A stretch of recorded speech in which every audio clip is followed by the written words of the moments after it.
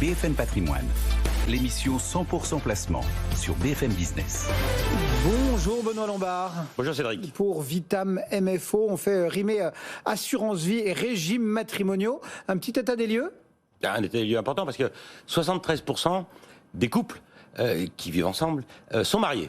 Et 80% de ces 73% aujourd'hui sont mariés sur le régime de la communauté légale. Et c'est quoi la communauté légale ? Eh bien, c'est qu'à partir du moment où on est marié, tout l'argent que le fruit du travail, mais aussi le fruit des revenus de biens personnels qu'on avait pu avoir avant le mariage, tombe dans la communauté.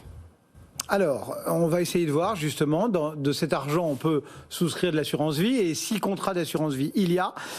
Qu'est-ce que ça va avoir comme effet vis-à-vis du régime matrimonial pendant le mariage, par exemple? Alors, l'histoire date d'un arrêt de 92, qui est l'arrêt Passica, où on s'est dit, un monsieur avait souscrit un contrat d'assurance vie, tandis qu'il était marié sur un régime de communauté, et là, il était le seul souscripteur du contrat, le seul à qui étaient attachées les prérogatives du souscripteur, c'est-à-dire de racheter le contrat, de mettre l'argent, bien sûr, de racheter, sachant que, on le sait, lorsqu'on est marié sur un régime de communauté, un seul des époux peut disposer, comme il l'entend, des capitaux, y compris, fussent-ils, j'allais dire, communs. Et donc, il souscrit ce contrat, et puis il divorce. Et puis, son épouse dit, mais taratati, cet argent, il est aussi à la communauté. C'est ce qu'a décidé la Cour de cassation. Alors là, on s'est posé plein de questions. Est-ce qu'un époux qui souscrit, marié sur un régime de communauté, qui souscrit seul un contrat, à qui, je le rappelle, sont attachées les prérogatives du souscripteur du contrat, racheter le contrat, désigner le bénéficiaire, faire des avances, etc.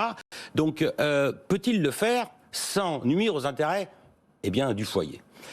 Alors là-dessus, il y a 2 niveaux. Soit c'est de l'argent qui est propre, parce qu'il se peut que ce soit de l'argent propre personnel qu'il avait avant le mariage, ou de l'argent qui provient de la vente, par exemple, d'un actif financier qu'il aurait pu recevoir, ou immobilier, du temps où il est marié, mais par succession. C'est un bien qui est personnel. Là, il fait bien ce qu'il entend. Juste une chose, il faut bien préciser qu'on réemploie de l'argent qui vient, qui est personnel, qui est si personnel qu'on peut en faire ce qu'on veut, y compris qu'on est marié sur le régime de communauté.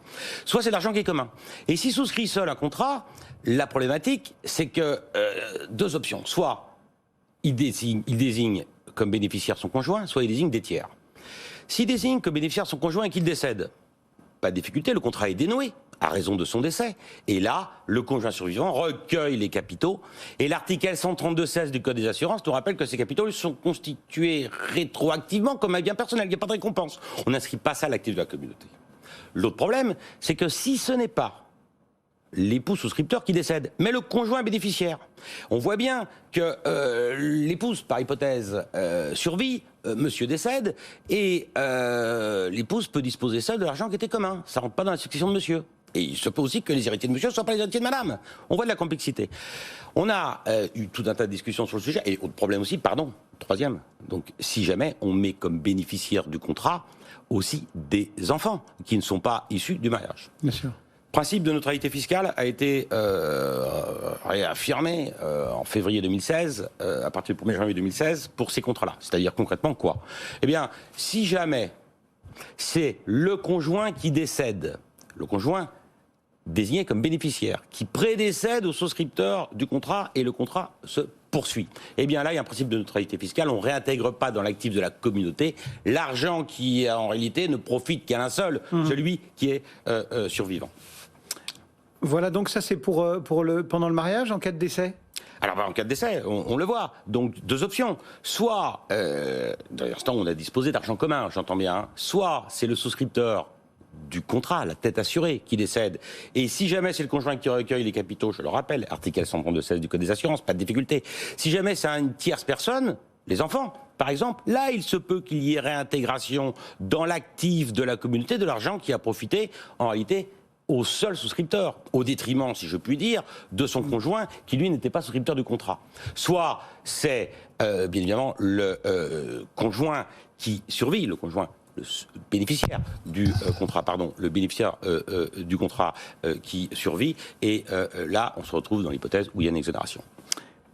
3e hypothèse, en cas de divorce. Alors, en cas de divorce, ça c'est l'arrêt Passica. Du coup, il n'y a pas de neutralité. Donc, le conjoint qui a souscrit le contrat avec de l'argent commun à son propre profit, eh bien, là, bien évidemment, le bénéficiaire quel que soit le bénéficiaire, puisque le contrat n'est pas dénoué, eh bien, l'épouse, par hypothèse, qui aurait été lésée, elle va demander à ce qu'on réintègre dans l'actif commun la moitié de la valeur du contrat, la totalité de la valeur du contrat, pardon, pour qu'elle en ait la moitié. Donc, si on a un contrat qui vaut 100, eh bien, on réintègre les 100 dans l'actif de la communauté qui sont ventilés en deux parties. Une partie pour l'épouse, j'allais dire lésée, et puis l'autre partie, pour le souscripteur du contrat, qui, lui, demeure avec son contrat. Mais la difficulté, c'est que parfois, il n'y a pas d'autre liquidité. Donc, c'est ça, il faut racheter le contrat avec un frottement fiscal. Exactement. Donc, il y a des réponses qui vont permettre de simplifier, puisqu'on ne sait pas, bien évidemment, qui décédera en premier, d'une part, et d'autre part, si la dissolution du régime matrimonial se fera en cas de décès ou en cas de divorce. Personne, bien malin, qui pourra le savoir.